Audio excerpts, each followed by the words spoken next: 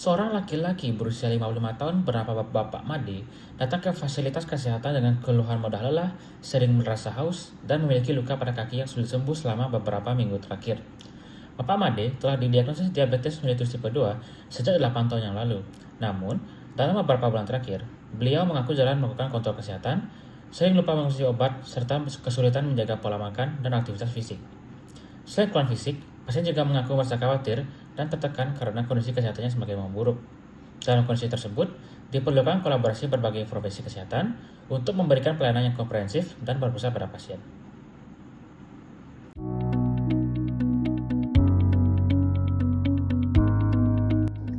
Berdasarkan hasil anamnesis dan pemeriksaan awal, ditemukan bahwa kadar gula darah pasien tidak terkontrol dengan baik.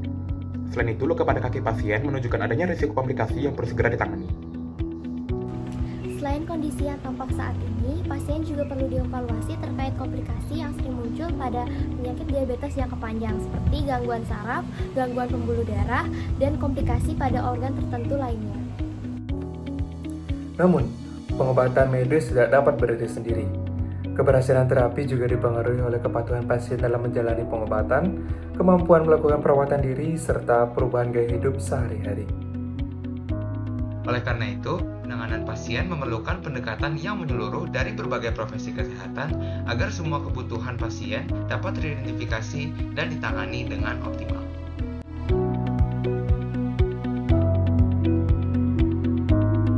Selama proses pengkajian, ditemukan bahwa pasien masih mengalami kesulitan dalam mengelola penyakitnya secara mandiri. Pasien belum melakukan kontrol secara rutin dan belum memahami cara perawatan luka yang tepat. Selain itu, pasien juga belum sepenuhnya menyadari pentingnya pemantauan kondisi kesehatan secara berkala. Sebagai seorang perawat, kita perlu mengetahui dan juga perlu terbuka terkait dengan pemantauan dari tanda-tanda vital pasien, kemudian kadar gula darah, dan bagaimana terkait dengan edukasi yang nantinya akan diberikan kepada pasien. Edukasi yang nantinya diberikan kepada pasien terkait dengan pola hidup sehat, kemudian terkait dengan pentingnya pengobatan dan juga kepatuhan terkait dengan kondisi yang dialami oleh pasien. Selama proses pemberian edukasi, pasien menyatakan bahwasanya pasien belum memahami dari kondisi pengobatannya dan juga terkait dengan kepatuhannya itu, pasien belum memahami dan belum menjalankan prosedur pengobatan dengan baik.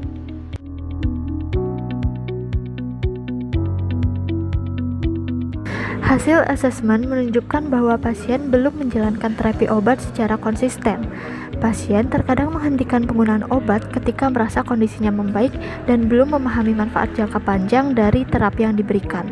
Padahal, kepatuhan terhadap terapi merupakan salah satu faktor penting dalam pengendalian diabetes mellitus.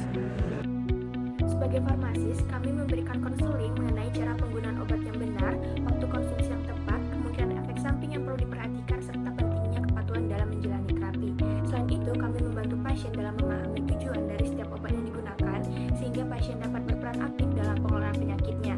Meskipun demikian, selama proses konseling, terlihat bahwa pasien masih memiliki kekhawatiran dan rasa lelah dalam menghadapi penyakit yang harus dijalani dalam jangka panjang.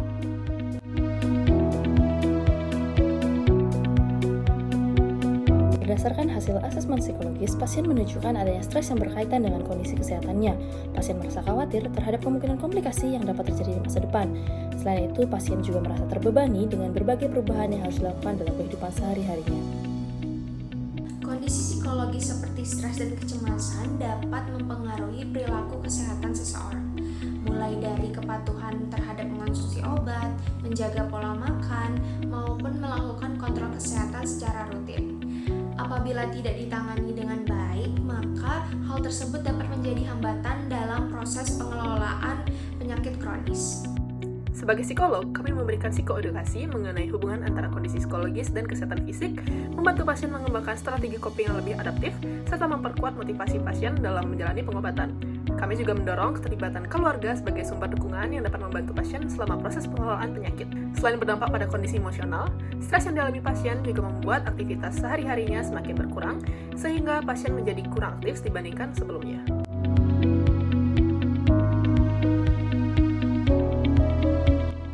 Penurunan aktivitas fisik merupakan salah satu hal yang perlu diperhatikan dalam pengelolaan diabetes mellitus, di mana dalam hasil hasil pemeriksaan, pasien mengalami keterbatasan aktivitas akibat nyeri pada kaki dan rasa mudah lelah yang dirasakan selama beberapa waktu terakhir.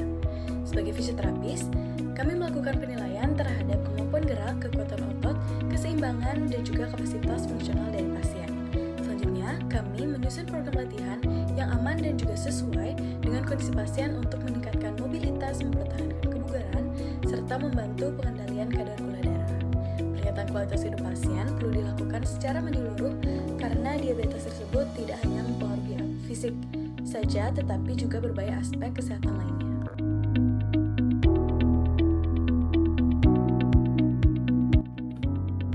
Salah satu aspek yang sering terpengaruh pada pasien diabetes mellitus adalah kesehatan rongga mulut.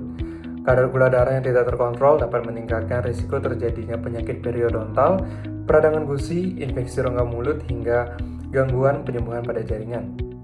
Berdasarkan pemeriksaan awal, ditemukan adanya penumpukan plak dan tanda-tanda peradangan gusi yang memerlukan perhatian lebih lanjut. Sebagai dokter gigi, kami melakukan pemeriksaan kesehatan rongga mulut, memberikan perawatan yang diperlukan, serta mengedukasi pasien mengenai pentingnya menjaga kebersihan gigi dan mulut. Temuan ini menunjukkan bahwa pengendalian diabetes tidak hanya bergantung pada tindakan klinis, tetapi juga sangat dipengaruhi oleh kebiasaan dan perilaku kesehatan sehari-hari.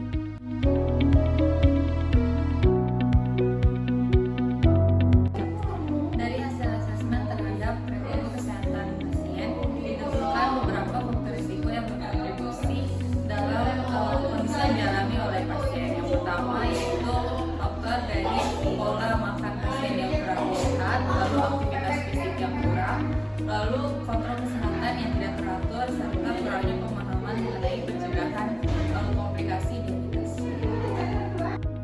Sebagai tenaga kesehatan masyarakat, kami berfokus pada upaya promotif dan preventif melalui edukasi gaya hidup sehat, pengendalian faktor risiko, serta peningkatan kesadaran pasien terhadap pentingnya menjaga kesehatan secara berkelanjutan.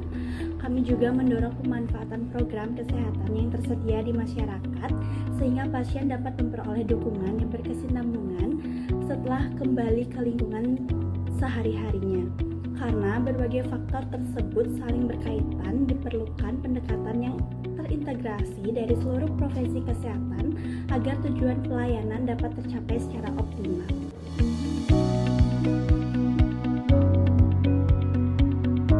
Berdasarkan hasil asesmen seluruh profesi, didapatkan bahwa kondisi pasien disebabkan oleh berbagai faktor yang saling berkaitan satu dengan yang lainnya. Dari sisi farmasi, pemahaman pasien terhadap penggunaan obat dan kepatuhan terapi perlu terus diperkuat agar pengobatan memberikan hasil yang maksimal. Sementara itu, kondisi psikologis pasien juga perlu diperhatikan karena dapat mempengaruhi motivasi dan perilaku kesehatan pasien dalam jangka panjang. Selain itu, perubahan perilaku kesehatan dan dukungan lingkungan menjadi faktor yang penting dalam mencegah komplikasi di masa mendatang. Melalui kolaborasi seluruh profesi kesehatan, kebutuhan pasien dapat ditangani secara lebih menyeluruh sehingga pelayanan yang diberikan menjadi lebih efektif dan berpusat pada pasien. Profesi kesehatan memiliki kompetensi yang berbeda namun saling melengkapi dalam memberikan pelayanan kepada pasien. Melalui kolaborasi interpersonal, pelayanan kesehatan dapat diberikan secara lebih komprehensif, efektif, dan berpusat pada kebutuhan pasien. Oleh sebab itu, bersama kita membangun pelayanan kesehatan yang lebih baik melalui kolaborasi interprofesional.